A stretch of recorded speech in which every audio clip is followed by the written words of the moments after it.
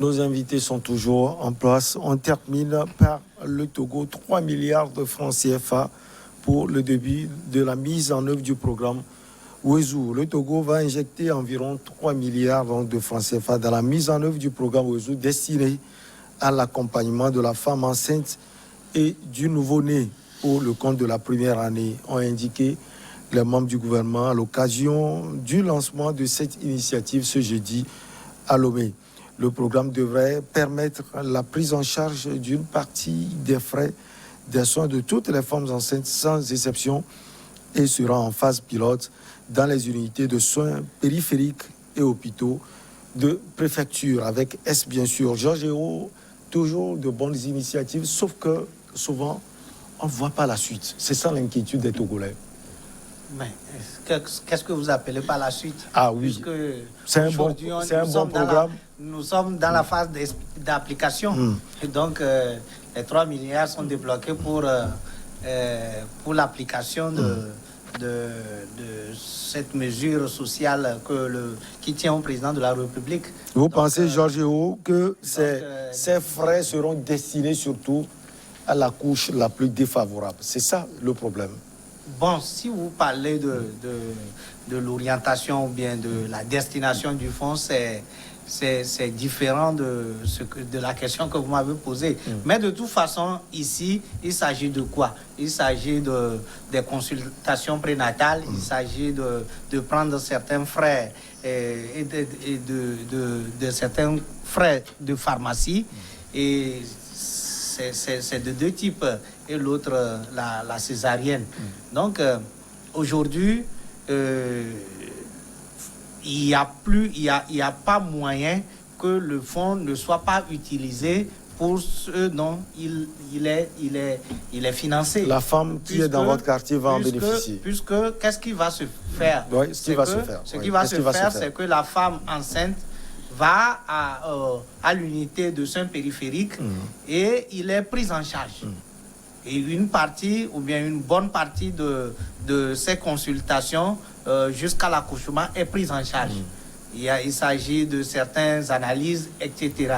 Donc, quand la chose est telle, toute femme qui rentre dans ces unités, et il bénéficie de la mesure. Donc, il n'y a plus d'autres moyens pour dire que le projet sera détourné.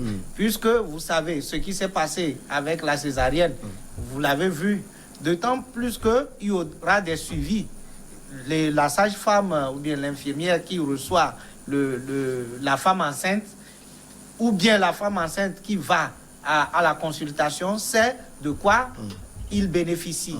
Et donc, il n'y a pas à réfléchir en un seul instant que le projet ne sera pas exécuté à 100%. D'ailleurs, pour permettre à la cible de comprendre ou bien de connaître le produit, il y a beaucoup de campagnes de sensibilisation qui étaient organisées. Donc, les femmes sont au courant que quand je suis enceinte, je bénéficie de tel et tel. Et vous savez, quand vous allez sur le terrain, vous allez comprendre beaucoup de choses. Prenons le cas du transfert que l'État avait fait lors de Covid. De Covid-19. Vous savez, les gens sont tellement regardants. Je parle de la cible même. La population, la couche vulnérable. Les gens sont regardants. Quand ils ont l'argent sur leur truc, personne ne peut leur détourner. Donc, quand vous allez même... Je pose même la question à partir de Novici. Il y a des bonnes femmes qui disent, surtout la couche défavorable, qui dit qu'elle n'a pas bénéficié de cela. Tout le monde en a bénéficié, Georges Hérault. Tout le monde ne peut pas bénéficier. Voilà, c'est d'ailleurs pourquoi je pose cette question. Il y avait eu une sélection. Il y a toujours, pour un projet, il y a toujours, il y a toujours des cibles ou bien cibles. Donc, si vous ne faites pas partie qui doit faire partie de cela, de la cible? Non, ici, il s'agit de la femme enceinte. Je parlais de Novici, justement. Pour Novici, c'est des paramètres. Il y a des questionnaires, vous répondez, et on sait automatiquement si vous pouvez être bénéficiaire ou pas. Mais dans ce cas d'espèce, il s'agit des femmes enceintes. Je ne pense pas que, si il faut parler de femmes enceintes, je ne pense pas que cette définition va être difficile. La femme qui est à Womé, à Kpadapé, la femme va bénéficier. C'est dans le lointain village de c'est pour cela qu'on parle des unités de soins périphériques. On ne parle pas de CHU de Tokoin, par exemple. Quand on parle des unités de soins périphériques, on cible déjà les centres qui doivent être des porteurs de ce projet. Alors, Corneille Kossi, c'est une excellente initiative du gouvernement togolais. Les initiatives sont là. Même question à vous, l'inquiétude, c'est que l'exécution ne soit pas aussi parfaitement faite. Bon, moi je crois bien qu'il faut féliciter le gouvernement du président Faure Gnassingbé qui, aujourd'hui, fait un pas en avant sur les services sécuritaires de la santé. Quand vous prenez la prononciation du programme Wezu, qui veut dire vie en langue locale, il faut vraiment saluer le gouvernement du président Faure qui fait beaucoup de choses. On en a discuté ici la fois passée sur un autre programme, et surtout la grève du personnel soignant. Et je vous avais dit ici que attendons pour voir, parce que quand le personnel sanitaire fait une grève et que le président les soutient, ça veut dire qu'il a pris les taureaux par les cornes et qu'il sait qu'il y a beaucoup de choses à faire. Quand il va dans les autres pays qui se trouvent juste à côté de vous, il voit ce qui se passe, il a intérêt à travailler. S'il a pris cette initiative-là, il ne faudrait pas que l'initiative soit bâclée. Il ne faudrait pas que les gens doutent de ce qu'il va faire. Mais j'ai une inquiétude, comme dans tous les pays, d'ailleurs, des pays africains, qui prennent les présidents, les gouvernants prennent des initiatives positives, mais au cours de la marche, en mi-chemin, la politique prend le pas là-dessus. Ça veut dire quoi? Il va falloir que on laisse nos querelles et qu'on travaille sérieusement. Aujourd'hui, nous parlons de vie, nous parlons de la femme enceinte et d'un enfant qui naît, on dit jusqu'à 42 jours après la naissance. Ça veut dire que depuis la grossesse jusqu'à ce que l'enfant naisse, les soins sont pris par l'État. Et ce n'est pas tout le monde qui pense à sa population. Si aujourd'hui le président Faure pense à sa population, il va falloir créer toutes les conditions possibles, baliser ce projet pour ne pas que ce projet échoue. Parce que quand les projets... Comment il va échouer? Il peut échouer par ceux qui vont mettre en application le projet. Ces projets se sont passés chez nous en Côte d'Ivoire. Mais quand la bonne dame sait qu'on doit l'assister et que la dame arrive à l'hôpital et qu'on lui dit il faut payer 1000 francs, il faut payer 5000 pour que tu sois soigné. Vous voyez que... Alors que ce n'était pas prévu. Alors que ce n'était pas prévu. Mais comme la zone est éloignée de la capitale, la sage-femme ou bien l'aide-soignante qui se trouve dans cette localité fait un abus. Donc il va falloir... Il faut mettre les garde-fous. Il faut mettre les garde-fous, canaliser les choses pour ne pas que cela échoue, pour ne pas que cela soit biaisé par ces travailleurs indélicats, parce que c'est eux qui forcent le programme des gouvernants.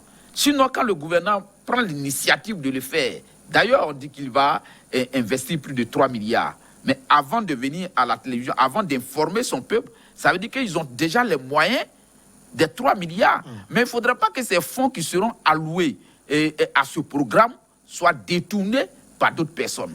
C'est en cela que je dis qu'il va falloir que le président Faure et son équipe puissent canaliser ce programme.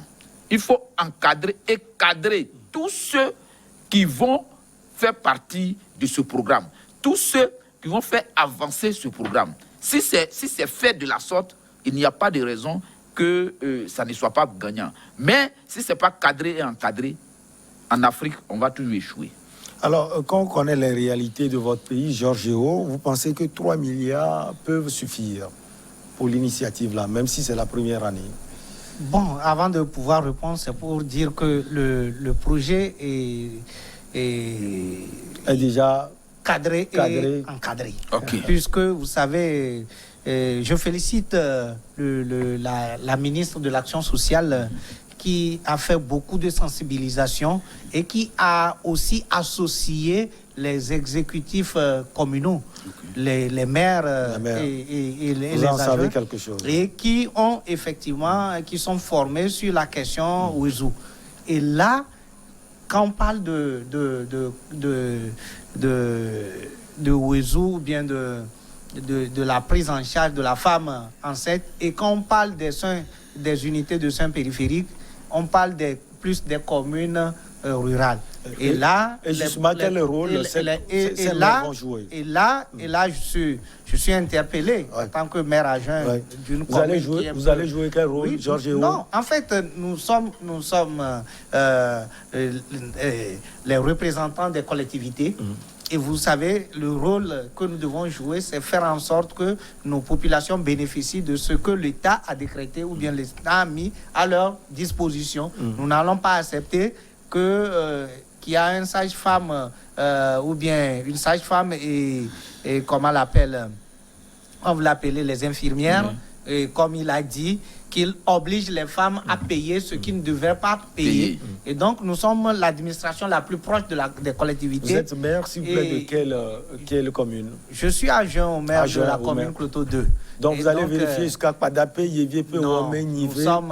Nous sommes entre Pimé jusqu'à Lavier. Ah, ok. Donc, de Pimé jusqu'à Lavier. Oui. Vous allez tout vérifier. Donc, nous allons être à l'écoute de tout ce que la population. Nous ne serons pas au niveau des unités pour vérifier, mais nous serons à l'écoute de la population pour faire en sorte que ce que le président de la République voudrait, et par l'intermédiaire, je vous le dis tantôt, que la ministre de l'Action sociale a fait un très grand boulot, que je félicite de passage, parce que c'est une dame vraiment que j'ai trouvé très, très active à tout ce qui concerne les actions sociales dans notre pays. Et les maires aujourd'hui, ou bien les exécutifs communaux vont faire en sorte que leur population bénéficie réellement de l'appui du gouvernement. En étant à l'écoute. Oui, en étant à l'écoute. Et l'écoute, ce n'est pas venir, ce n'est pas que les gens viennent leur dire et c'est fini, non.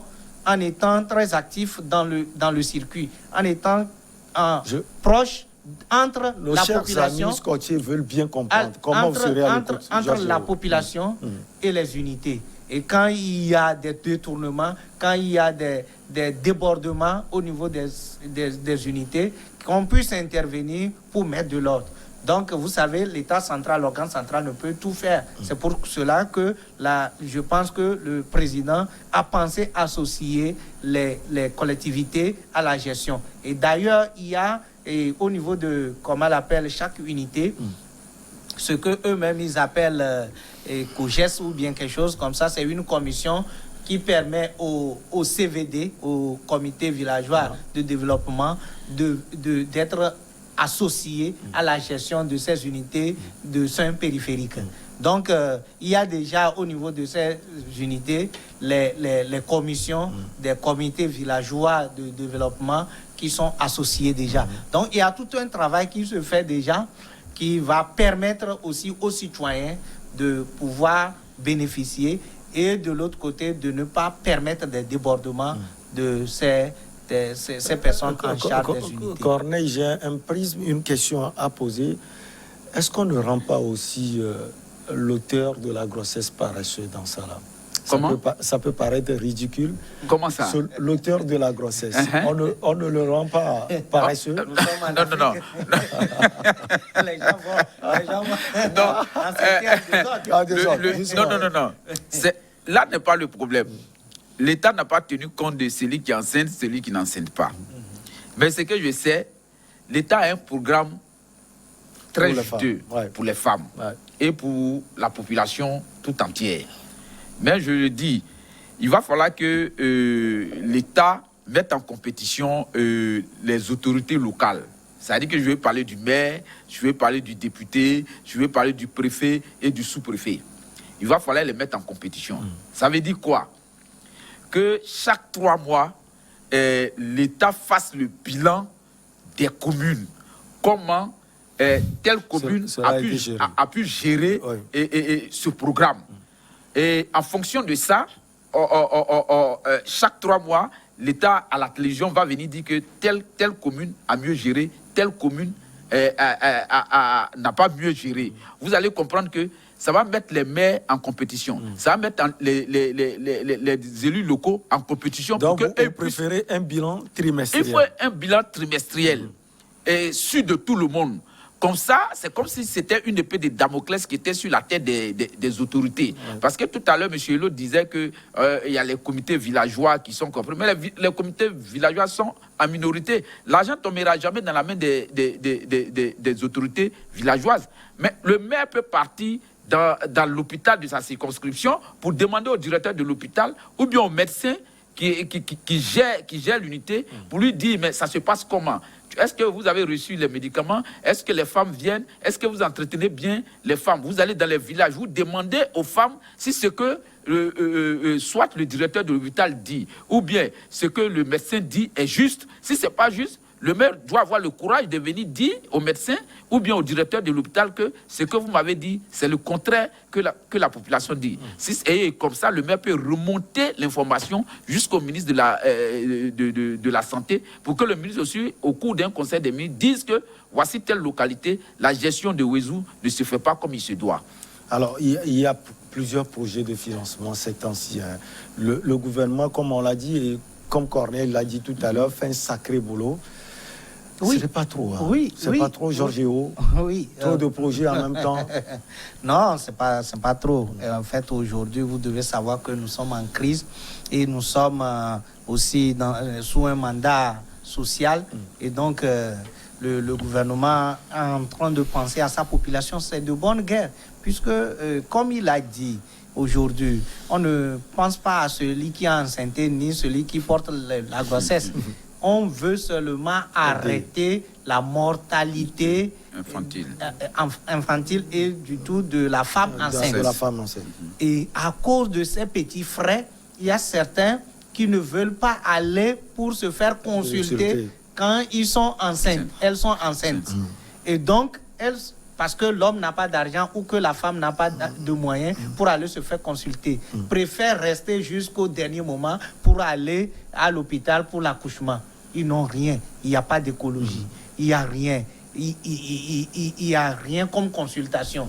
Il n'y a aucune analyse. On ne sait pas si l'enfant tourne bien, l'enfant est en bonne santé, qu'est-ce qu'il faut? Parce que les gens n'ont pas de moyens. Donc, en fait, ce n'est pas parce que quelqu'un est enceinte ou quelqu'un porte la grossesse. C'est que l'État ne veut pas que, ou bien le chef de l'État ne veut pas que dans notre pays, qu'on dise qu'une femme est morte parce que n'ayant pas de moyens pour aller se faire soigner avec sa grossesse.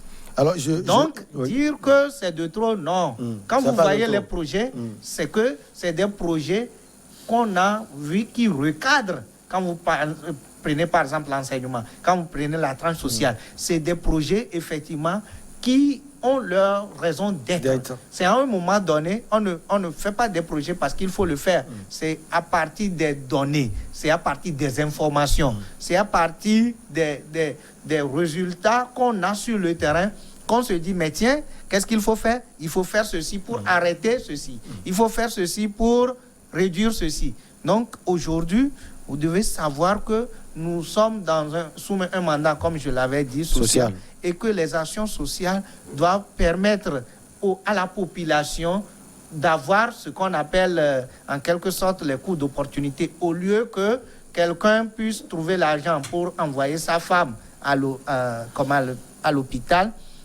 bien son enfant au collège, cet argent va lui permettre d'investir ou bien de l'investir dans autre chose. C'est ça l'idée des gouvernants. Ça permet aussi, comme nous sommes en crise sanitaire, ça permet d'alléger le pouvoir, le panier de la ménagère. Et ça permet aux citoyens, au lieu que les gens réfléchissent sur comment faire au niveau de la santé, puissent investir. Il y a d'autres projets comme l'assurance universelle qui est en train d'être étudiée. Donc, vous savez, ce n'est pas de trop.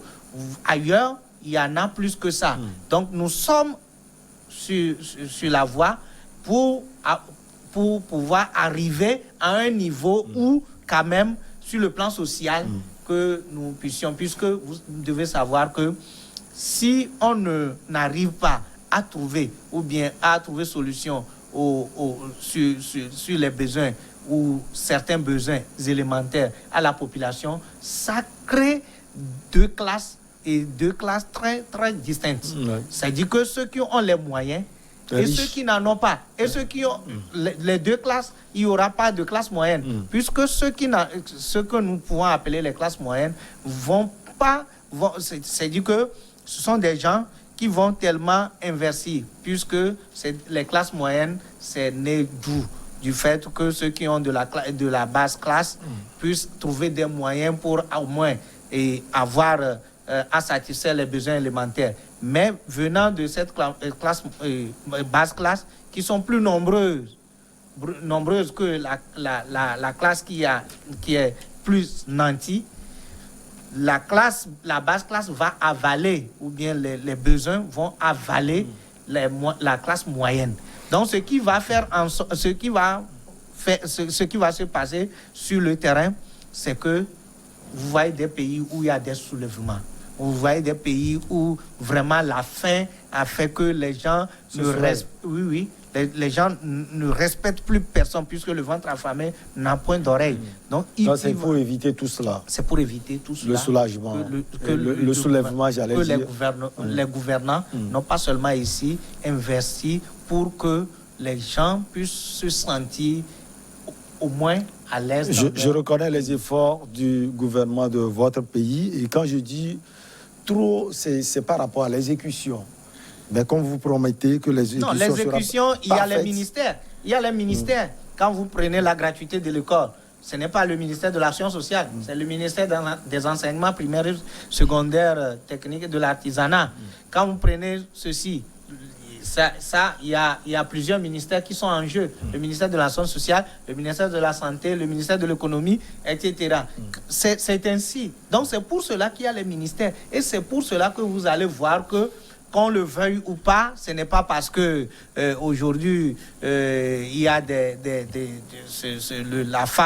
une femme à la tête du gouvernement que nous allons dire que ça travaille. Mais ce gouvernement, ce n'est pas comme avant, où il faut toujours dire sous l'instruction du chef de l'État, sous l'instruction. Mais c'est un gouvernement, franchement, quand vous le voyez, c'est un gouvernement qui travaille. J'allais vous poser cette question. Est-ce que ces femmes, notamment le Premier ministre et puis la présidente de l'Assemblée nationale, ont apporté quelque chose à ce projet? Non, voyez-vous.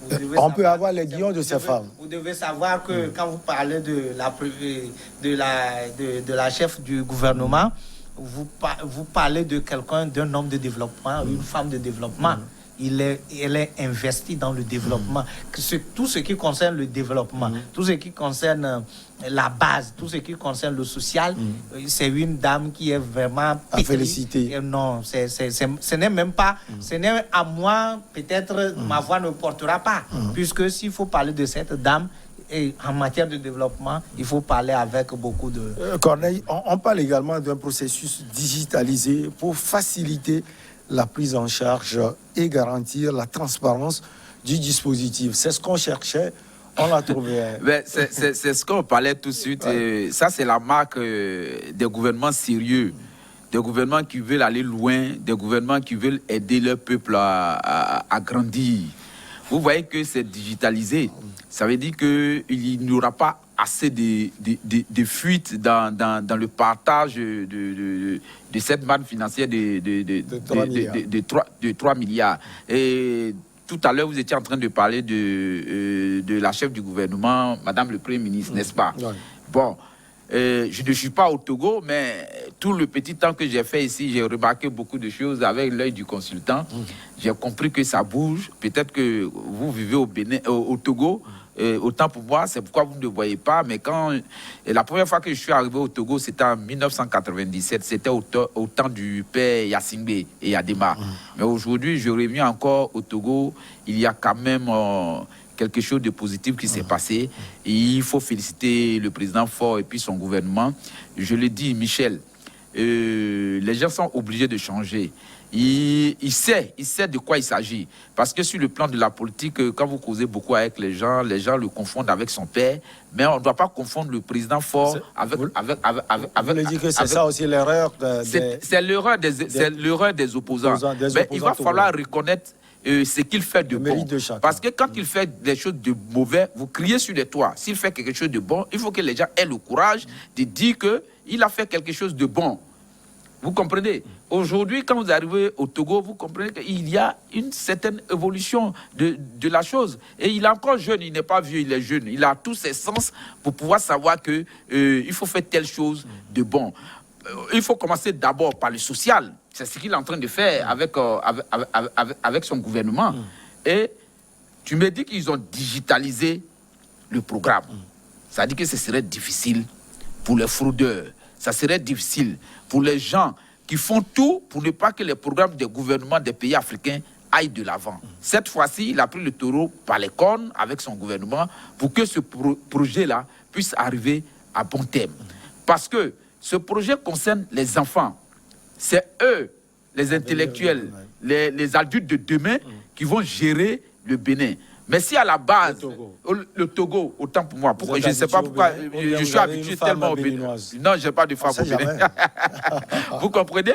Et donc, ce sont ces enfants qui naîtront aujourd'hui ou bien demain, qui vont diriger le Togo dans 20 ans, dans 30 ans, dans 40 ans. Mais si ces enfants ne sont pas sains, si les porteuses d'enfants, les femmes ne sont pas saines, vous comprenez qu'on n'aura pas de grands intellectuels sains pour diriger et faire, comme on appelle, hisser le drapeau togolais très haut. Alors, on termine avec vous sur une petite question. Georges Eo, quel supporte les efforts du président Faure Gnassingbé? Pourquoi pas?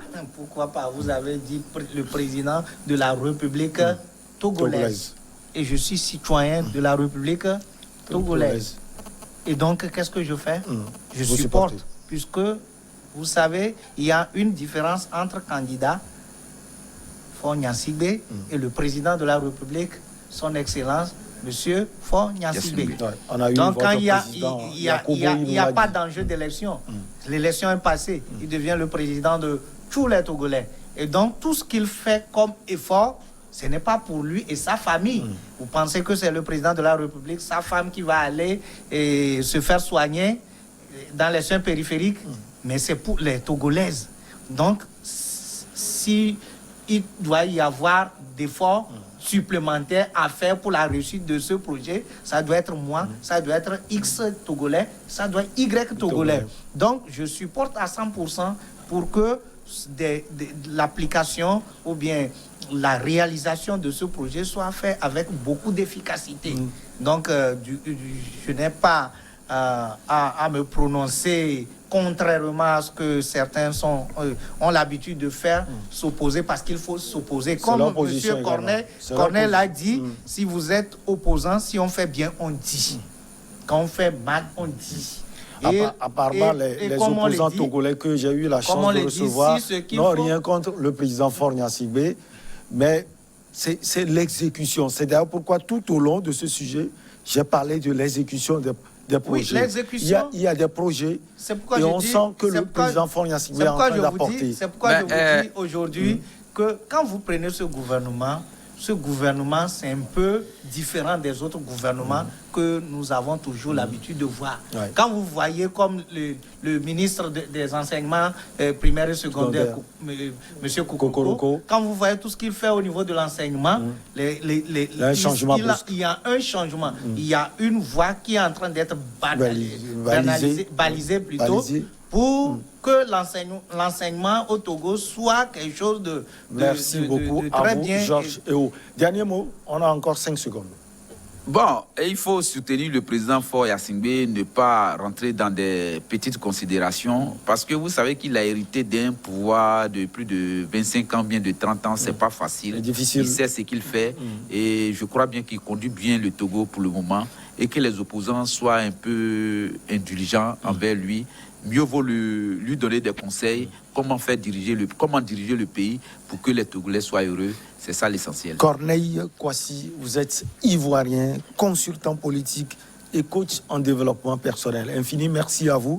Merci également à l'homme politique Georges Eo. Vous êtes du cercle des leaders émergents, le parti politique clé. Merci Georges. On se retrouve donc la prochaine fois. Excellente suite de nos programmes.